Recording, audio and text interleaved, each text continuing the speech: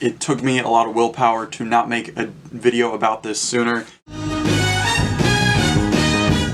Hi, I'm Rob. I'm ready to start, and I'm back with episode 5 of this monthly vintage series, where, as you know, I've been going through a vintage item, a thrift item, and something else cool every month for the year of 2021.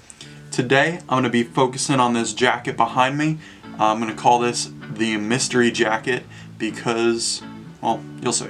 This is one of my favorite jackets that I own. I picked this up at Retrospect Vintage in Philadelphia on South Street. That's the same place that I got that Philly sweater that I mentioned a few months ago. This is kind of like a biker style jacket. It's got these ties on the sides. It's got some epaulets on the shoulders. It's got mainly a zipper, but it's got a snap at the top and the bottom. 2 chest pockets and this little like coin pocket looking thing at the bottom. It fits really cropped on me. It's got a little bit of room in the body, but it is super short on me. I can't even get my hands in the side pockets because they're so far back. But this is a really cool jacket, really unique style. I saw this at Retrospect and I didn't know anything about it, and I still don't know much about it, but I wear it all the time. Now I'm calling this a mystery jacket because, as you can see, it has this panel where a tag or some branding obviously used to be, but it's been removed, so I have no indication as to who made this or when it was made. Judging by the pattern of the lining inside the jacket, I'm gonna say it's from the 80s. If you guys know any better, correct me if I'm wrong, but that's just what I'm gonna put in the title, and that's what I'm gonna say to you now, and be honest that I don't actually know if it's from the 80s.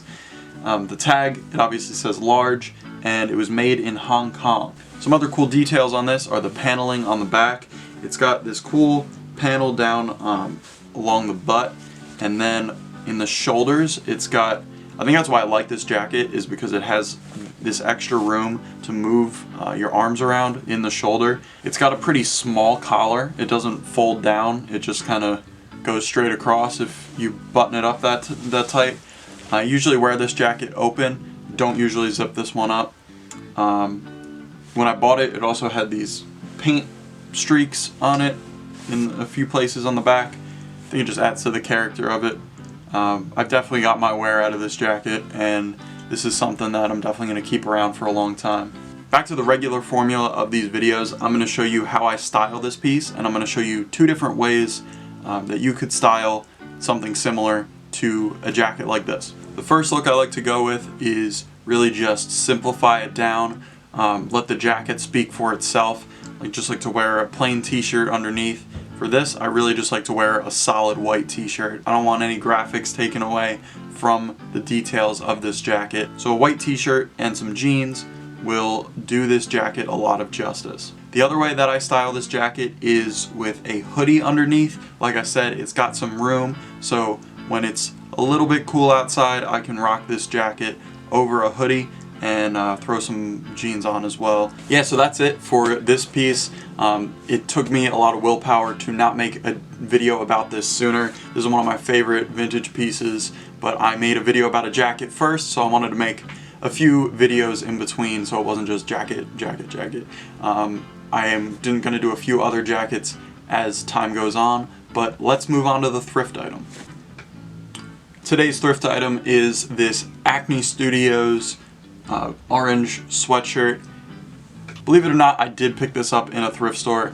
Unfortunately, it's got a tag hole through the main tag from the thrift store, but I love this. It's really high quality.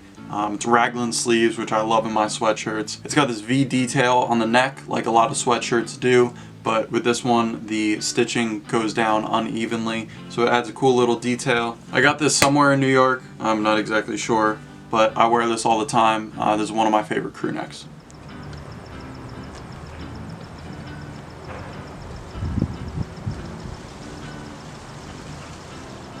Now to wrap up this video, I'm going to be talking about a cool item that's not clothing related. I'll be talking about this Zippo lighter that I engraved a few years ago. It's got a plain design on one side and a sparrow on the other.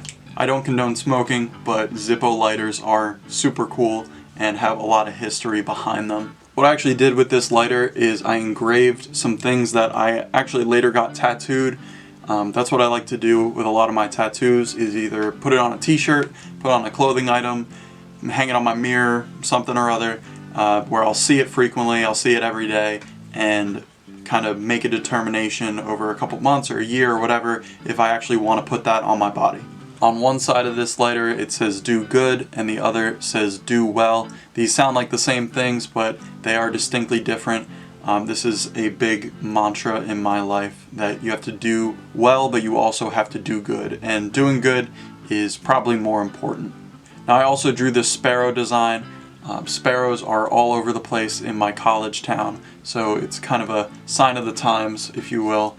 And I put a plane on the opposite side because it's kind of like nature and man-made, which kind of goes along with the do good and do well, and I thought this was just a cool idea and a concept to all put on one lighter. So that's going to do it for this episode of Monthly Vintage. I hope you like this episode. I hope you like the jacket.